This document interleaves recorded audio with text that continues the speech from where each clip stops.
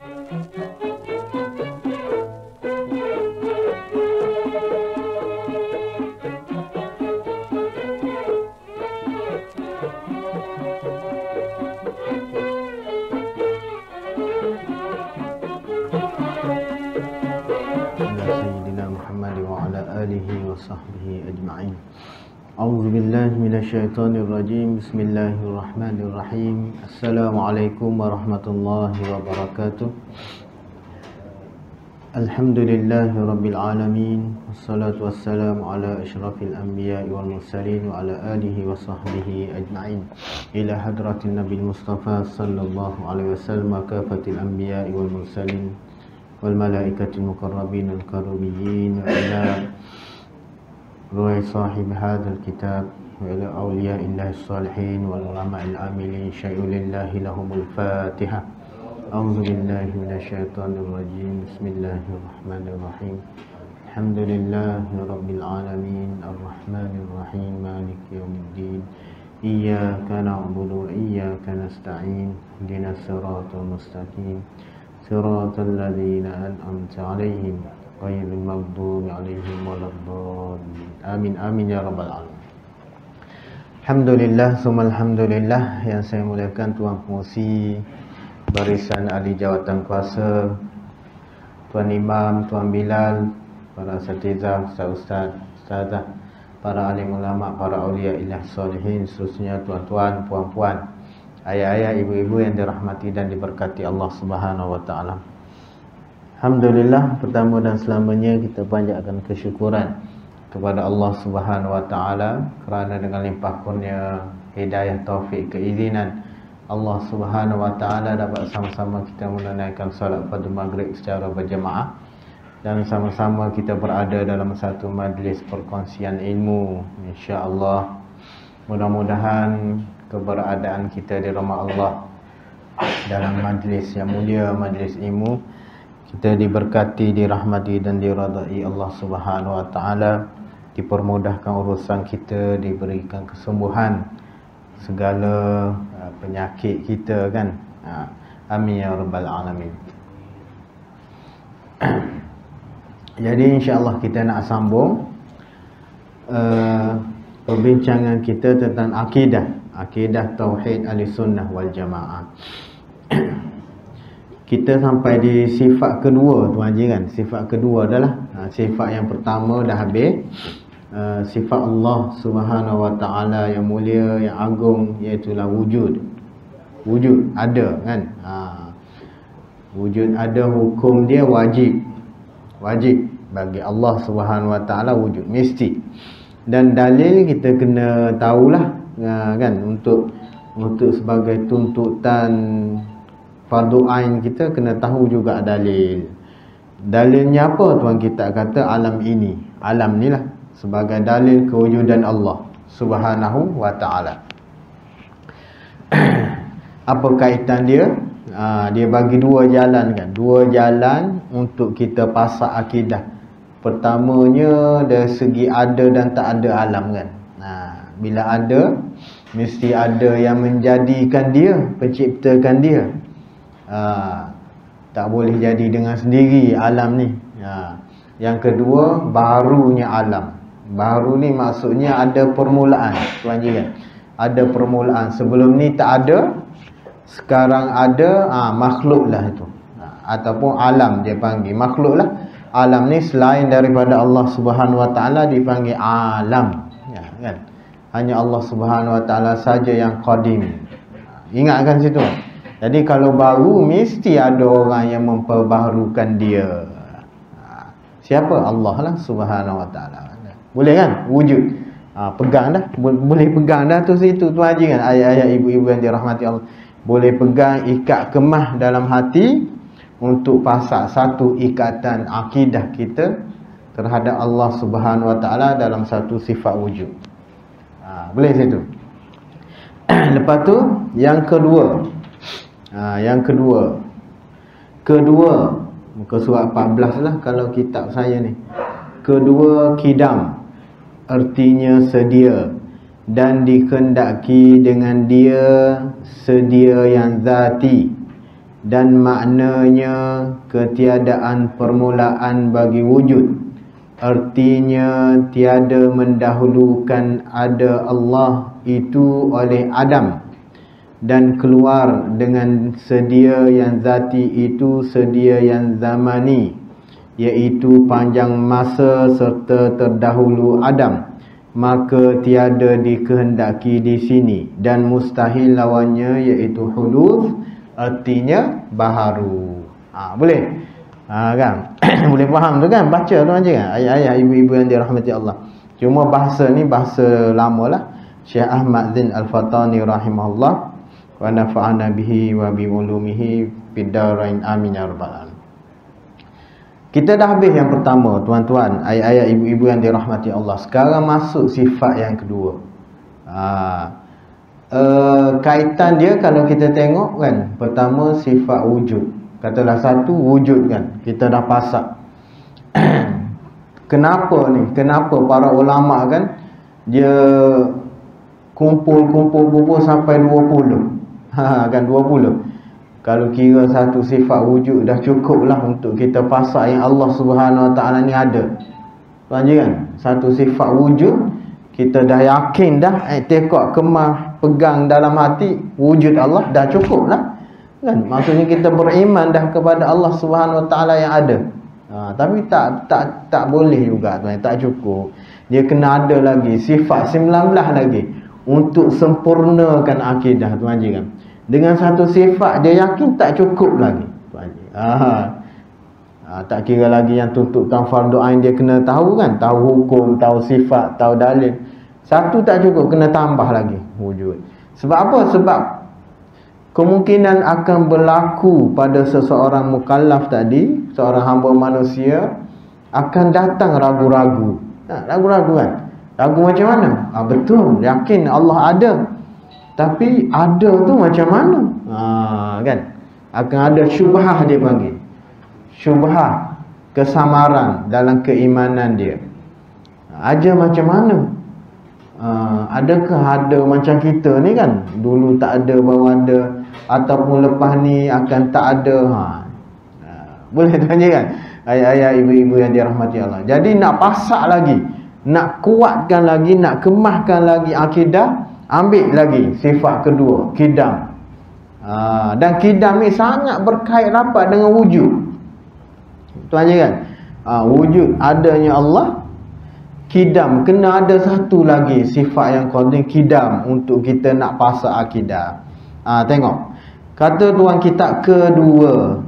Sini kena faham lah tuan Haji, ayah-ayah, ibu-ibu yang dirahmati Allah. Bila sebut kedua, apa maksud kedua tu? Maksud apa? Maksudnya kita kalau ulang balik daripada dulu, maksud dia kena takdir balik lah. Maksudnya sifat yang wajib bagi Allah Ta'ala yang kedua, yang wajib atas mukallaf kita mengetahui satu persatu secara terperinci. Itu maksud kedua. Itu satu.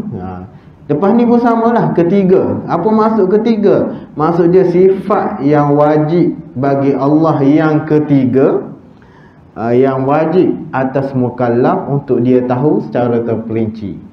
Boleh kan? Itu kan tuan Haji kan? Wajib kena tahu secara perinci. Keduanya kidam. Itu satu. Yang kedua kita sebut dah dulu.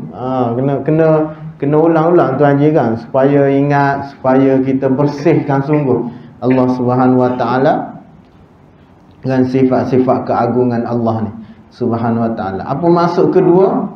Kedua maksud dia susunan dalam disiplin ilmu sahaja. Tu kena ingat sungguh.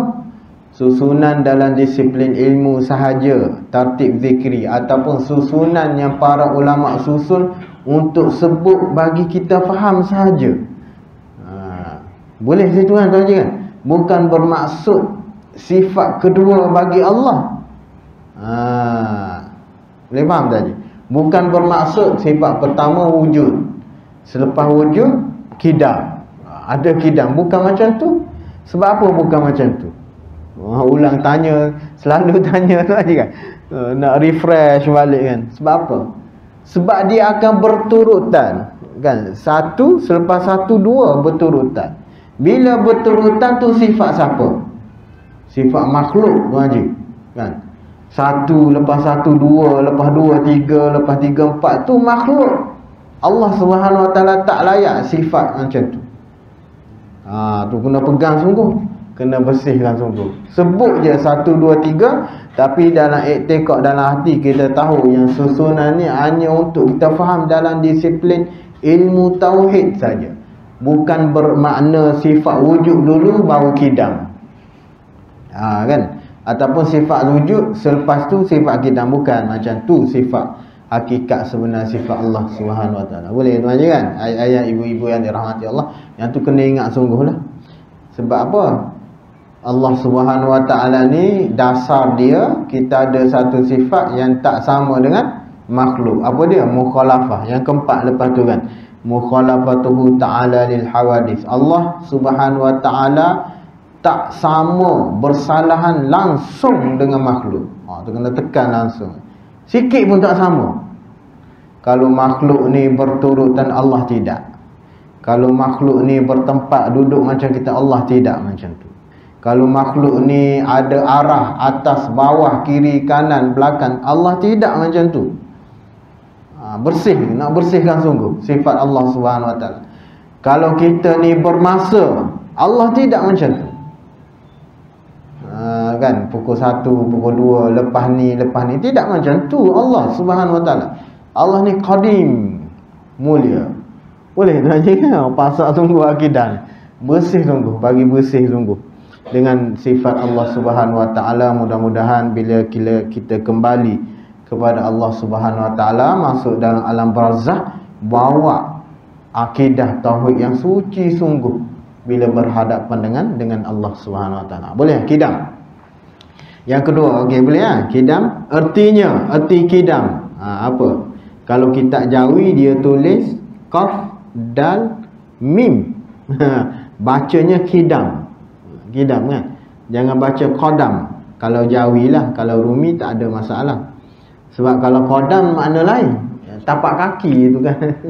Kuratul qadam, bola sepak tapak kaki. Lain maknanya. Kidam, erti kidam apa? Sedia kan. Kita bahasa Melayu kita, para ulama Jawi kita terjemah sedia. Ni bahasa lebih kurang 100 ke 200 tahun dulu ni sedia. Sekarang pun kalau yang otak-otak lama ni fahamlah sedia kan. Kalau budak baru kemungkinan tak faham tak ni. Sedia. Kan? Sebab apa? Sebab sedia ada juga dalam bahasa Melayu makna lain. Kan? Apa sedia? Kalau budak-budak sekolah sekarang, sedia maksud kata kalau dia kata saya menyediakan makanan, maksud dia mempersiapkan, kan? Sedia siap. Ataupun saya bersedia untuk berkorban, maksudnya maksud apa situ? Maksud sanggup. Tanya kan? Ini budak-budak sekarang. Jadi kena belajarlah. Kan? Anak-anak cucu kita kena belajar akidah. Sedia. Boleh kan? Situ tuan haji kan? Ayah-ayah dan ibu yang dirahmati Allah. Tuan kita bagi lagi penterjemahan. Takut kita salah faham. Takut kita faham sedia dengan makna bahasa Melayu tu. Apa? Dan dikehendaki dengan dia, dengan makna sedia tu. Sedia yang zati. Bagi pencerahan dulu.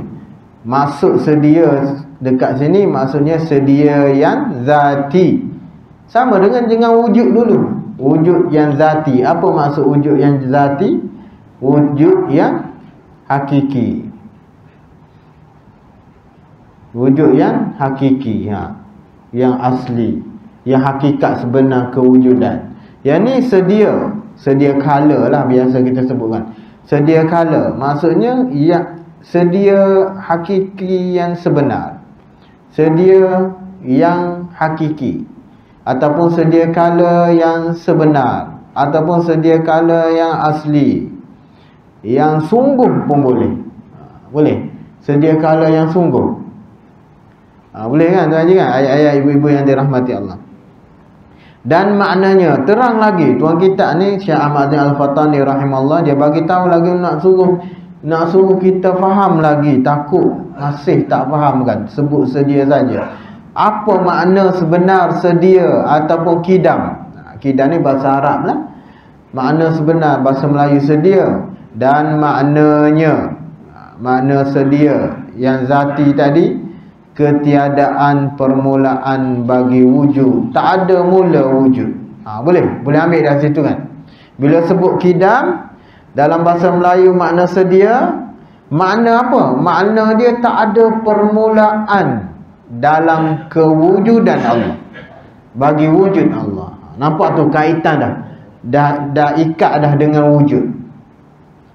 Kan? Jadi kidam yang sedia ni diikat dengan wujud Allah Subhanahu Wa Taala. Kalau sifat pertama dia dah yakin dah, dia dah pasal dah iman dia kepada Allah Subhanahu Wa Taala, yang Allah tu wujud ada. Pergi sikit lagi, wujud yang macam mana? Pertama, wujud Allah ni tak ada permulaan, kidam. Boleh tuan-tuan kan? Ayat-ayat ibu-ibu yang dirahmati Allah. Tak ada permulaan. Boleh, tak ada mula. Tak boleh nak tanyalah bila. Tak boleh nak tanya kalau tak ada mula. Tak ada permulaan, tak boleh nak tanya bila Allah wujud, tak boleh tu. Soalan tu tak layak bagi Allah. Sebab apa? Sebab Allah kidam, bersifat kidam, qadim. Boleh tuan haji? Qadim, tak ada permulaan bagi wujudnya Allah. Erti lagi berapa kali tu? Daripada atas ertinya sedia satu. Maksud dengan sedia tadi, sedia yang zati, yang hakiki, yang asal, yang sebenar. Dan makna sedia itu tak ada permulaan. Erti tiada permulaan, maksud dia tiada mendahulukan ada Allah itu oleh Adam. Bukan sebelum adanya Allah ni Allah tak ada. Adam tu tiada oleh Adam, ketiadaan. Boleh kan? Bukannya sebelum ni tak ada baru ada. Tak ada, bukan macam tu. Yang tu semua sifat makhluk tu haji. Sifat makhluk tu. Sebelum ni ada, sekarang sebelum ni tak ada, sekarang ada. Yang tu makhluk semua. Ada permulaan. Allah Subhanahu Wa Taala tak ada. Bukan macam tu. Bukan Allah tak ada, maksudnya bukan macam tu. Bukan sama dengan makhluk lah. Dimulai dengan tiada. Boleh tuan je? Ayat-ayat ibu-ibu lah mati Allah. Boleh peganglah situ. Pasal satu hukum dia wajib, mesti. Akal wajib. Hukum akal wajib, mesti. Akal tak boleh terima kalau Allah tu tak sedia kala. Mesti qadim. Boleh situ kan? Nanti tengok dalil. Bukan dimulai dengan ketiadaan. Adanya Allah Ta'ala itu tidak ada permulaan baginya. Kidam lah. Kalau orang tanya lagi, orang nak tanya lagi, macam mana Allah Subhanahu Wa Taala tu ada, tak ada permulaan tu, macam mana tak ada permulaan? Kalau orang tanya macam tu kan, orang tengah mencari ni kan, tengah mencari hidayah ke, ataupun orang Islam beriman sendiri tu, iman dia masih nak cari-cari ke, nak mencari hakikat. Dia tanya macam mana? Tak ada permulaan tu macam mana? Nak jawab macam mana tuan haji? Orang tanya gitu. Jawapan dia, tak boleh tanya lah. Tak boleh tanya macam tu. Sebab apa tak boleh tanya? Sebab kita, taklif tuntutan kita hanya hukum saja kan. Ingat dulu tuan kita kata, taklif tuntutan fardu ain hanya tahu hukum saja, bukan nak tahu hakikat sebenar sifat Allah. Kalau dia tanya kidam sedia ni macam mana, tak ada permulaan dia, qadim kan. Tiada permulaan ni macam mana? Maksudnya dulu Allah Subhanahu Wa Taala tidak dimulai dengan tiada. Bukan tiada dulu baru ada. Tu maksud sedia. Tadi. Jadi macam mana tu? Tak ada permulaan. Tu tak boleh tanya dah soalan tu. Soalan tu dia nak cari hakikat sebenar macam mana kidam. Yang tu bukan taklif tutup fardu ain. Tak ada orang tahu hakikat sebenar sifat Allah Subhanahu Wa Taala. Kan dulu awal dulu ingat tu aja. Tu kena pegang juga yang tu. Kan? Tuntutan fardu ain hanya tahu hukum saja, hukum dengan dalil secara umum. Bukan nak tahu hakikat sebenar. Tuan kita kata kita makhluk yang baru ni tak mampu nak tahu sifat dan zat Allah yang qadim. Sebab kita baru, akal tak sampai lah. Kalau mudah faham kan, akal kita tak sampai tu aja. Nak fikir macam mana, pecah kepala pun tak boleh nanya. Akal tak sampai nak fikir macam mana kidam lah. Boleh ya itu kan? Tu aja kan ayat ibu-ibu yang dirahmati Allah. Habis situ boleh pegang situ kan, nampak dah sedia kan, nampak dah kidam tu kan. Kidam ni maksudnya sedia kala. Maksud sedia kala ni tak ada permulaan Allah Subhanahu Wa Taala. Dan nak ertikan lagi tak ada permulaan, bukannya dulu dimulai dengan tiada baru ada, bukan. Tu boleh pegang situ. Okey. Dan sambung lagi. Dan keluar dengan sedia yang zati itu. Apa maksud dan keluar? Bukan. Tu masuk dan keluar tu maksud bukan. Bukan makna dengan sedia yang zati itu sedia kala yang zamani. Pula. Boleh Tuan Haji? Kat sini tuan kita nak bagi tahu ayat-ayat ibu-ibu yang dirahmati Allah. Nak suruh kita faham sungguh dan kita bersihkan sungguh sifat Allah Subhanahu Wa Taala yang suci, yang mulia tu kan. Kidam, qadim ni sedia kala kan, sedia kala. Dan dia sangat dekat dengan masa. Kan bila sebut sedia kala, sedia tak ada permulaan, dia akan memberi memberi faham ada masa situ. Ada masa lama kan. Jadi kita dah bagi tahu tadi yang Allah Subhanahu Wa Taala tak terikat dengan masa. Sifat Allah ni tak terikat, sifat dan zat Allah tak terikat langsung dengan masa. Yang terikat dengan masa tu makhluk macam kita. Tapi walaupun begitu disebut juga sedia. Maksudnya apa? Bukan terikat dengan masa. Maksudnya tak ada permulaan. Boleh situ kan? Boleh nampak situ. Jadi kat bawah ni tuan kita kata, bila sebut sedia yang zati, yang hakiki, yang sebenar, bukan maksud sedia yang zamani. Apa sedia yang zaman? Zaman ni masa. Iaitu sedia yang terikat dengan panjang masa. Atau iaitu panjang masa tu maksudnya sedia yang terikat dengan panjang masa. Bermaksud kalau sesuatu perkara makhluk tadi, kita semua ni, tak kira lah siapa, apa pun makhluk selain daripada Allah Subhanahu Wa Taala, bila dah lama dia akan panggil qadim juga, kidam juga. Boleh? Boleh nampak? Nampak ke Tuan Haji ni? Nampak ke ni? Nampak ke Tuan Haji? Ingat gitu je. Kidam sedia, Allah Subhanahu Wa Taala tak terikat dengan masa. Bukan terikat dengan masa. Maksud apa? Maksud dia tak ada permulaan. Yang bukan didahulukan dengan tak ada baru ada. Itu maksud dia. Boleh sih. Tapi kalau makhluk, dia panggil sedia zamani. Sedia zamani, kidam zamani, sedia kala zaman, sedia kala yang terikat dengan masa, tu makhluk. Jadi Allah Subhanahu Wa Taala bukan macam tu. Tu tuan kita nak bagi tahu. Boleh kan? Boleh insya-Allah kan. Bukan macam tu. Yang panjang masa. Kalau perkara apa kita kata Tak kira apalah. Katalah surau ni kita sebut surau Blok D ni dah qadim dah. Surau Blok D ni dah qadim, lama dah. Maksud lama lah, panjang masa kan, dah lama qadim. Dah tahun bila lagi kan tuan kan? Boleh ke sebut macam tu? Tanya soalan kan. Tengok nak faham ke tak kidam ni. Boleh ke kita sebut macam tu?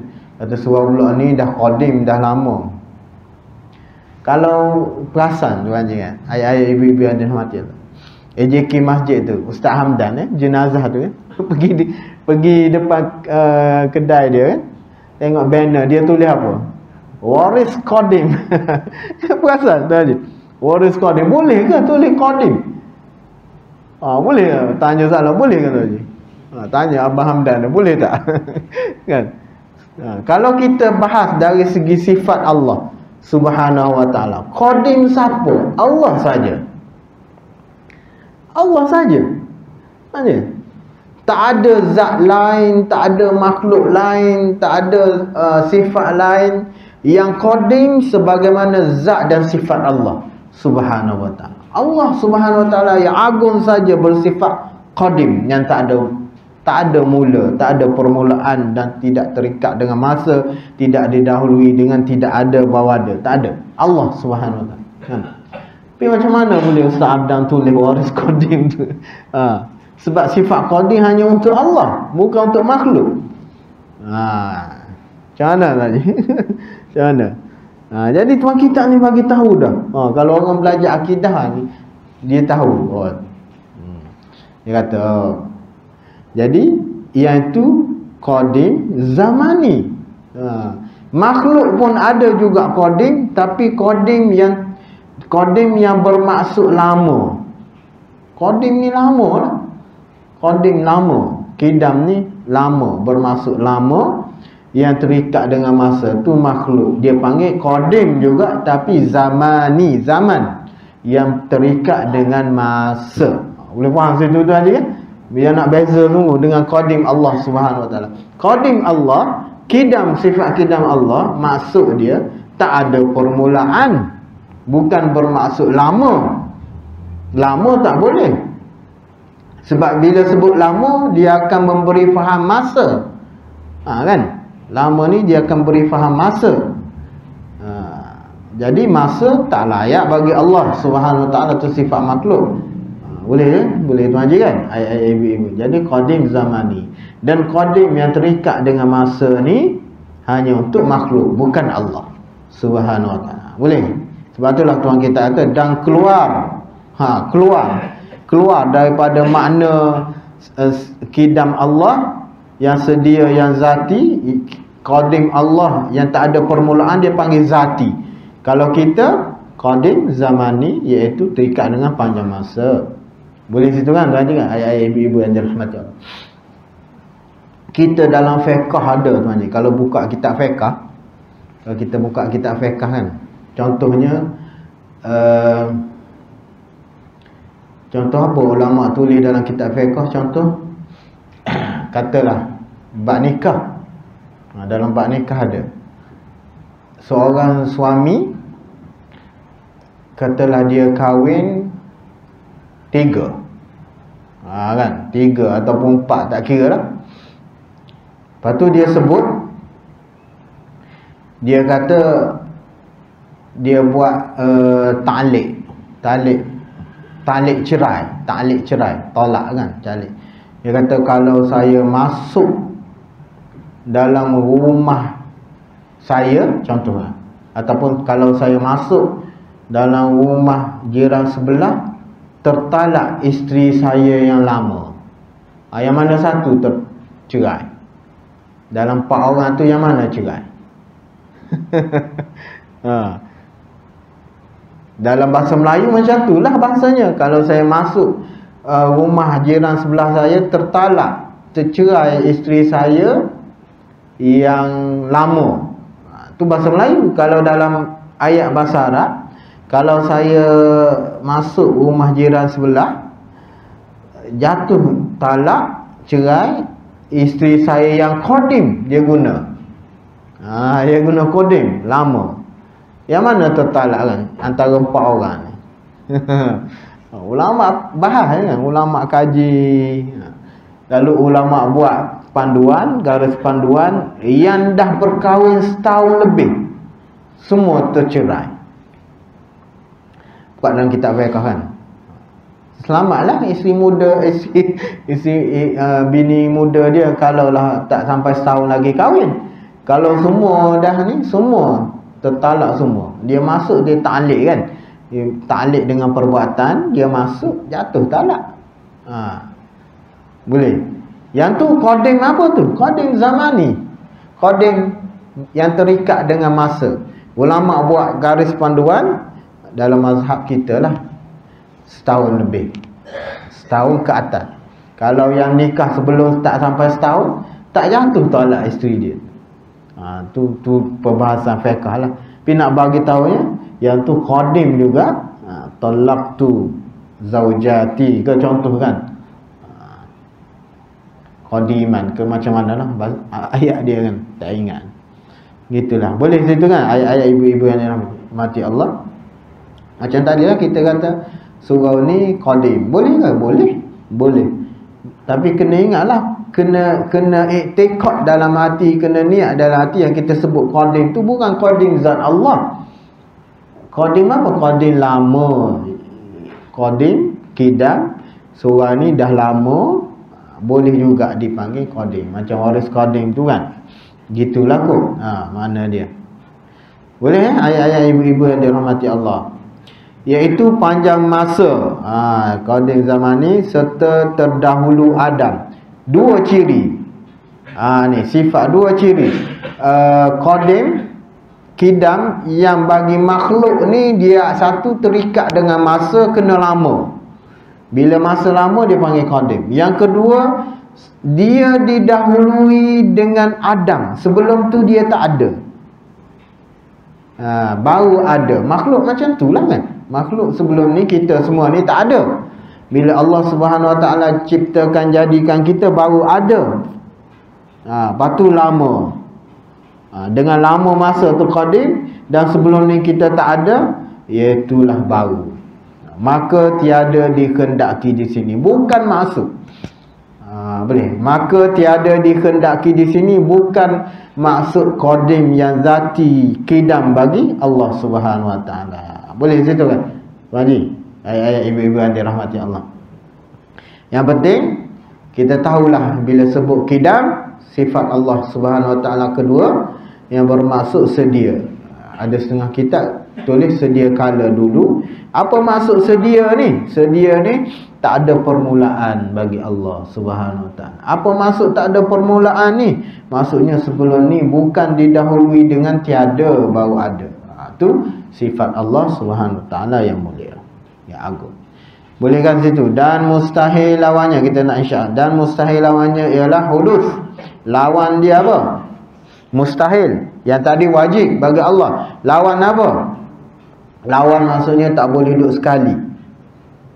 Tak boleh ada sekali. Qadim, kidam pun ada, hudus pun ada pada dia. Tak boleh. Itu maksud lawan kan. Macam wujud. Wujud pun ada, tak ada pun ada juga kat dia. Ada dengan tak ada sekali. Tak boleh. Itu maksud lawan. Hudus. Apa erti hudus? Baharu. Baharu. Siapa baharu? Kita lah. Selain daripada makhluk. Sebab apa kita dipanggil baharu? Tengok makna lawan tadi. Pertama, kita ada permulaan. Kalau kidam Allah tak ada permulaan pada wujud dia, kita makhluk dipanggil hudus. Hadis. Apa maksud hadis? Baharu. Dalam kitab tua kita kan, kitab akidah. Baharu. Apa maksud baharu? Ada permulaan. Kita lahir bila tahun 50, ataupun kita lahir 60, tak kira lah. Ada keluar ke dunia, baru ada. Sebelum ni tak ada, baru makhluk. Tak kira apa. Boleh tak je? Baru makhluk. Dan didahului dengan tak ada.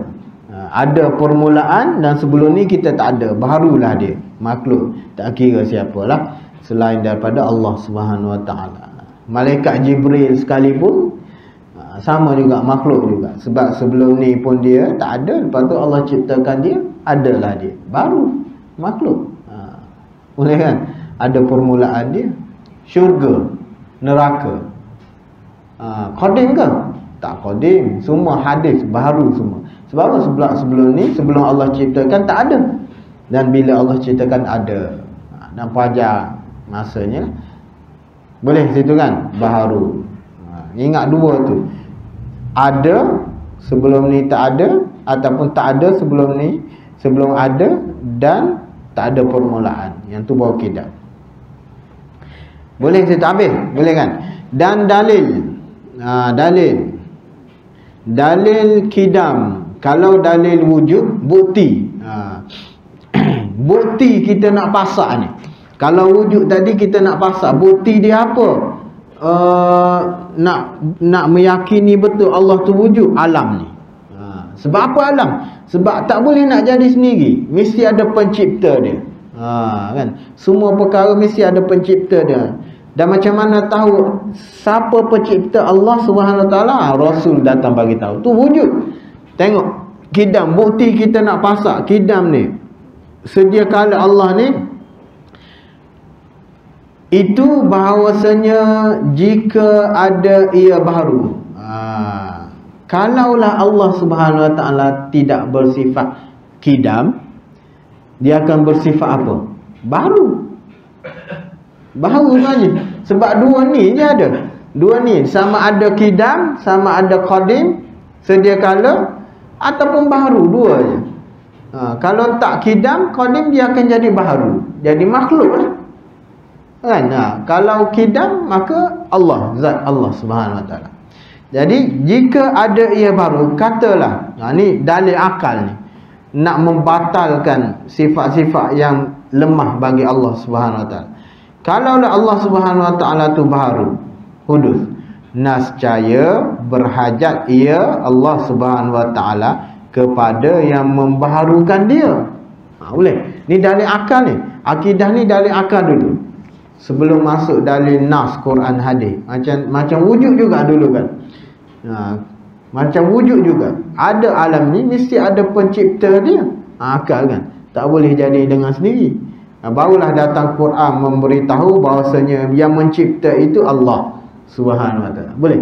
Yang kidam tadi, yang sedia kala tadi, macam mana kita nak pusing akal, nak pasak akidah? Pertama, kalau tak bersifat kidam, dia akan bersifat baru. Sebab dua ni je sifat. Baharu, makhluk. Bila baharu, sifat yang baharu ni mesti ada orang yang menjadikan dia. Boleh tanya? Nampak kan? Mesti ada orang yang menjadikan dia. Tak boleh benda baru ni jadi dengan sendiri. Kan? Kita nak pasak kidam ni. Jadi kalau ada orang menjadikan dia, siapa yang Tuhan sebenar? Nampak kan itu haji ni? Nampak kan? Sekali lagi, kalaulah sifat Allah Subhanahu Wa Taala tu tak kidam, baru, mesti ada yang membaharukan dia, ataupun mesti ada yang menjadikan dia. Kan? Jadi sekarang, kalaulah ada orang yang menjadi ataupun zat yang menjadikan Allah Subhanahu Wa Taala, siapa yang Tuhan sekarang? Yang Tuhan juga. Siapa yang Tuhan kalau Allah pun orang lain buat? Nampak kan Tuhan kan? Tu nak pusing dia. Sebab apa? Sebab nak jadi zat ketuhanan, kita sebut dulu kan, satu zat yang boleh kita sembah. Jadi ketuhanan dia mesti ada dua ciri. Pertama, dia berlepas dengan semua makhluk, tak berhajat langsung kepada semua makhluk, dan semua makhluk berhajat kepada dia. Ingat yang tu kan, dua ciri ketuhanan. Jadi sekarang ni, kalaulah ada orang yang zat lain yang buat Allah Subhanahu Wa Taala, siapa yang Tuhan? Satu kita boleh tanyakan. Yang kedua, boleh jadi Tuhan ke kalau berhajat kepada zat lain? Boleh tanya ya? Dan iaitu, jadi kalau begitu mustahil kalau Allah tidak bersifat dengan kidam, ataupun mustahil kalau Allah baharu. Boleh tuan Haji? Boleh nampak situ kan? Kita dah insya tak sempat yang hujung tu. Kerana daur, kerana berpusing-pusing. Berpusing tak sempatlah kita sebut kat sini, insya-Allah di pertemuan akan datang. Cuma kesimpulan sini yang terakhir kita nak pasang ni, nak pegang ikat kemas sungguh sifat Allah Subhanahu Wa Taala. Satu wujud kita dah yakin, yang kedua kidam sedia kala, maksudnya tak ada permulaan, yang tidak didahului dengan tiada, dan lawan dia baru. Cara kita nak pasak, nak ikat, nak ambil dalil akal kita, pusing je. Kalaulah Allah Subhanahu Wa Taala tak bersifat dengan kidam sedia kala, nescaya Allah tu akan baru. Bila baru mesti ada orang yang buat dia. Dan bila ada orang buat dia, siapa yang Tuhannya?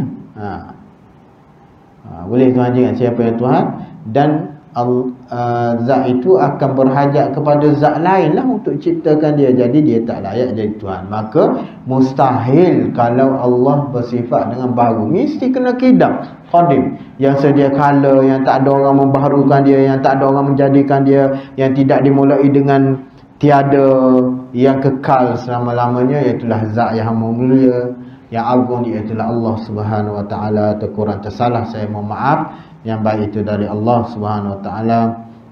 Aqulu qouli hadza astaghfirullahal azim li wa lakum wa lisairil muslimina wal muslimat wal mu'minina wal mu'minat al ahya'i minhum wal amwat bi rahmatika ya arhamar rahimin. Allahumma shalli ikhwanana al mujahidin wal muslimin al mustadafina fi Palestin wa fi kulli makan. Sallallahu ala sayyidina Muhammad wa ala alihi wa sahbihi wa baraka wa sallam. Walhamdulillahi rabbil alamin. Wabillahi taufiq wal hidayah. Wassalamualaikum warahmatullahi wabarakatuh. تُوبَنَا إِلَى اللَّهِ وَرَجَعْنَا إِلَى اللَّهِ